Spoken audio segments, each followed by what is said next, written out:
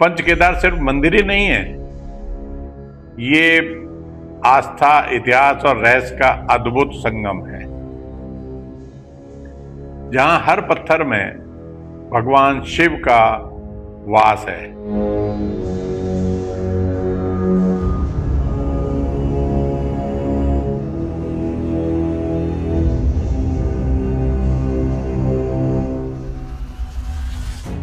कहां से इतना बड़ा पत्थर आया, मंदिर के पीछे आके खड़ा हो गया, जिसने कि किसी तरीके की किसी को कोई परेशानी नहीं होती थी। मंदिर में एक खरोंच नहीं आई।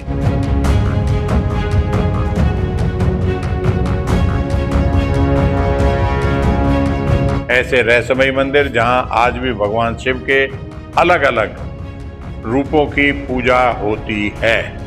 ये है पंच केदार का रहस्य। ये किसने मंदिर, पांचों मंदिर बनवाए, और या इनके ऊपर कोई साइंटिफिक है या कोई चमत्कार है या आस्था है, या ये किस ने मतलब बनवाए थे, इसके बारे में आपको मैं आज पूरे रहस्य से पर्दा उठाऊंगा। आइए चलते हैं, इसके बारे में आपको डिटेल बताते हैं।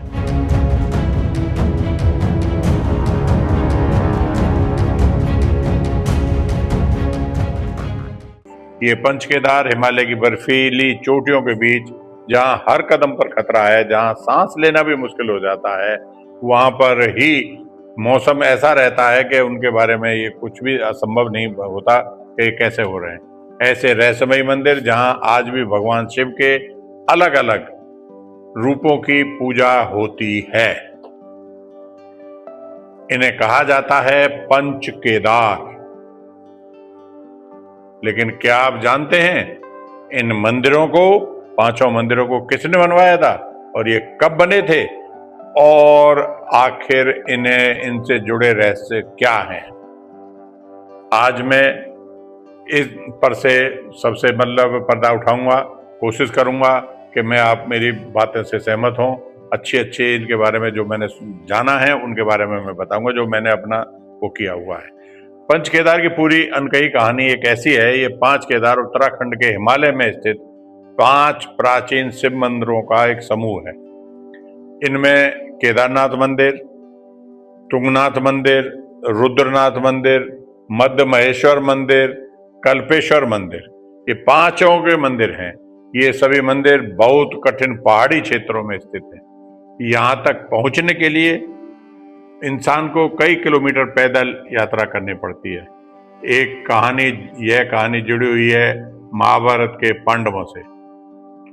कुरुक्षेत्र युद्ध के बाद पांडव अपने पापों से मुक्ति चाहते थे। इसके लिए वे भगवान शिव के पास गए, और लेकिन भगवान शिव उनसे नाराज थे, और वे उनसे बचने के लिए नंदी बैल का रूप लेकर हिमालय में छिप गए। इसके बारे में मैंने एक अभी वीडियो भी दूसरी मेरी आपकी आई होगी, उसमें भी मैंने आपको बताया था विस्तृत रूप से।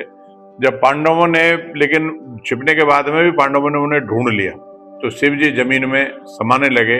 तभी भीम ने बैल को, जो बने हुए थे, उनके पकड़ने की कोशिश की, और तभी शिव जी के शरीर के अलग अलग भाग अलग अलग जगह पर कट हो गए।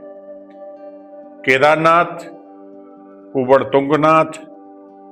तुंगनाथ में भुजाएं हैं, रुद्रनाथ चेहरा, मध्य महेश्वर चेहरा है रुद्रनाथ में, मध्य महेश्वर में नाभि है, कल्पेश्वर में जटाएं हैं। पांडवों ने इन्हीं जगहों पर मंदिर बनवाए जहां यही पंच केदार बने। जहां जहां उनके अंग मिले थे, उन्हीं जगह पे उन्होंने मंदिर की स्थापना की थी। इन पौराणिक मान्यताओं के अनुसार इन मंदिरों की स्थापना पांडवों ने ही की थी, लेकिन इतिहासकारों के अनुसार इन मंदिरों की वर्तमान संरचना 8वीं से 12वीं सदी के बीच बनी है। लेकिन सबसे बड़ा योगदान रहा आदि शंकराचार्य का, जिन्होंने इन मंदिरों को पुनर्जीवित किया, तीर्थ यात्रा को बढ़ावा दिया। इन मंदिरों की खास बात पत्थरों से बने हैं। ये इनमें बिना सीमेंट के निर्माण हजारों साल से ये ऐसे ही खड़े हैं। केदारनाथ सबसे प्रसिद्ध है। यह मंदिर समुद्र तल से 3583 मीटर ऊंचाई पर है। यह मंदिर 2013 की बाढ़ में भी सुरक्षित रहा। ये भी एक चमत्कार है। वहां पे कई हजार लोग मारे गए, लेकिन मंदिर इतने भारी भरकम पत्थर आके एक पीछे रुक गया, जिसकी वजह से उनकी ये मतलब मंदिर जो कि तो सुरक रहा। तुंगनाथ का भी ये बताते सबसे ऊंचा शिव मंदिर तुंगनाथ है। यहां तक 4 से 5 किलोमीटर ट्रैक करना पड़ता है जब वहां पहुंचते हैं। इसी तरीके से रुद्रनाथ प्राकृतिक गुफा में स्थित है। यहाँ का वातावरण रहस्यमयी और शांत है, बिल्कुल शांत। इसी तरीके से मध्य महेश्वर, यहाँ शिव की नाभि की पूजा होती है। आसपास घास के मैदान और सुंदर घाटियां हैं, जहां मतलब आपको बहुत ही मनोरम दृश्य देखने को मिलेंगे। कल्पेश्वर ही एक ऐसा मंदिर है जो साल भर खुला रहने वाला एकमात्र पंच केदारों में से है। केदार में जहां की शिव की जटाएं पूजी जाती हैं, इतने ऊंचे और दुर्गम स्थानों पर मंदिर कैसे बने, इसके बारे में भी अलग अलग लोगों की मान्यताएं हैं। बिना मशीन के हरी पत्थर कैसे लाए गए, आज भी ये मंदिर इतने मजबूत कैसे हैं। अभी मैंने आपको बताया केदारनाथ का चमत्कार के बारे में कि 2013 की बाढ़ में भी ये मंदिर जो है पूरी तरीके से सुरक्षित रहा, जबकि पूरा इलाका तबाह हो गया था, लेकिन इस मंदिर को कुछ नहीं हुआ। लोग मानते हैं कि यह भगवान शिव की शक्ति का प्रमाण है। जो लोग यहाँ जाते हैं वे कहते हैं यहाँ आने के बाद में एक अलग ऊर्जा महसूस होती है, मन को शांति मिलती है। ऐसा लगता है जैसे भगवान खुद पास है। पंच केदार सिर्फ मंदिर ही नहीं है, ये आस्था, इतिहास और रहस्य का अद्भुत संगम है, जहां हर पत्थर में भगवान शिव का वास है।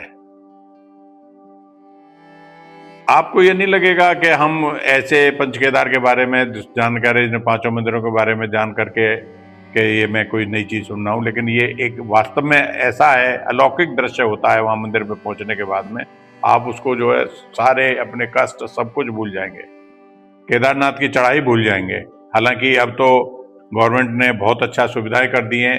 केदारनाथ जाने के लिए आपको जो है हेलीकॉप्टर राइड्स भी हैं, वैसे घोड़े की राइड्स भी हैं, बग्गी भी हैं, वो जिसे बोलते हैं कि पालकी से भी आप जा सकते हैं।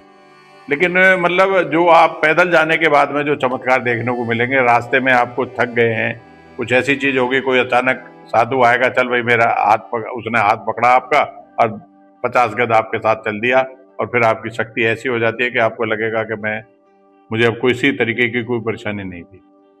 आप ये देखिए कि चारों तरफ बर्फीले पहाड़ हैं, बर्फ से ढका हुआ है, लेकिन उसके बावजूद भी वहां पर कभी किसी को ना ऑक्सीजन की वो होती है, थोड़ी बहुत होती है, सबको ही होती है, वो तो पहाड़ पे जाएंगे तो होगी। लेकिन ये ऐसे चमत्कार हैं कि इनके जो नए नए हैं, अब ये 13 की आपदा तो सबने देखी थी। 2013 की आपदा से भगवान के मंदिर को कुछ भी नहीं हुआ। कहां से इतना बड़ा पत्थर आया, मंदिर के पीछे आके खड़ा हो गया, जिसने कि किसी तरीके की किसी को कोई परेशानी नहीं होनी थी। मंदिर में एक खरोंच नहीं आई। अब मंदिर के लिए वहां चूंकि पूरी केदार घाटी बर्बाद हो गई थी, अब दोबारा से उसके वो चल रहा है कि नवीनीकरण हो गया है, लेकिन अद्भुत चमत्कार है वहाँ के। अगर आपको ये मेरी वीडियो अच्छी लगी हो तो लाइक करो, शेयर करो, सब्सक्राइब करो और कमेंट्स करके मुझे बताएं किस किन लोगों ने यहाँ के बारे में जो मेरी वीडियो है इससे सहमत हैं, किन्होंने कौन कौन यहाँ पे विजिट करे हैं, किस किस ने दर्शन करे हैं। और एक बार अगर जिसने दर्शन नहीं करे तो इन पंच केदारों के दर्शन जरूर करें। 5 केदार के दर्शन कर लेंगे तो आपका जीवन धन्य हो जाएगा। धन्यवाद।